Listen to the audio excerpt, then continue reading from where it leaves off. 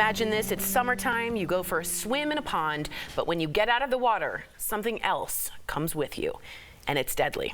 It happened to our next guest. Take a look at our interview from earlier. It's a parasite that kills its host within a week. Its scientific name is Naegleria fowleri, better known to us as a brain-eating amoeba. It's found in bodies of water, and it enters through your nose. Once inside, it multiplies, destroying tissue within the skull. What starts just as a bad headache can quickly turn into seizures or even a coma within days. This microscopic killer has claimed hundreds, and to this day, only 4 people have ever survived its wrath. Today, we have one of those survivors here with us. Please welcome to DBL, Kaylee Hardig. Thank you so much for being here. Let's jump right in. You got infected while swimming in a man-made pond, which a lot of us do over the summer. But when did you first notice something was wrong? When I started out with having a horrible migraine, like so bad that I wouldn't open my eyes or look at the light. It just consistently started getting worse, along with a high fever and also projectile vomiting, stomach acid. Oh, wow. That's when my mother knew something was terribly wrong with me. Kaylee, the survival rate for this is extremely low, and you were just 12 when this happened. So how did your parents react when they were told about your infection? I mean, I think they would have reacted just about as any normal parent would.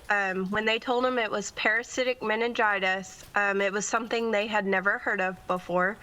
And once the doctors told them the fatality rate of it, my mother was like, how are we going to bury our child? There's no way. And my dad was like, we're not going to. She's going to fight this and pull through and be number 3. Now, I wanted to ask you this.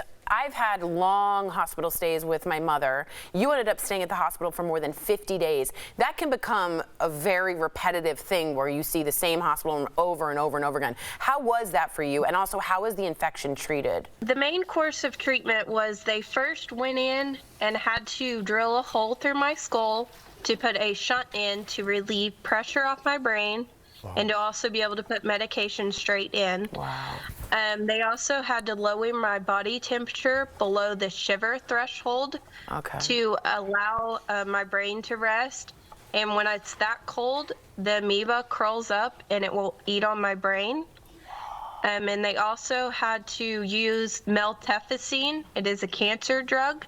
They used that to kill the amoeba, so it was a very rough road. Yeah, I can understand. Rough road, but I was listening to your harrowing story, and I was like, you need to start a T-shirt that says, I'm number 3. Because usually it's I'm number 1, but like you were the 3rd person on the planet to survive this, so I hope every single day you can look at that sun and say, hey, I made it, so congrats. We're honored to speak with you. And let's, we're being honest here, most people don't survive these infections, so why do you think that you did?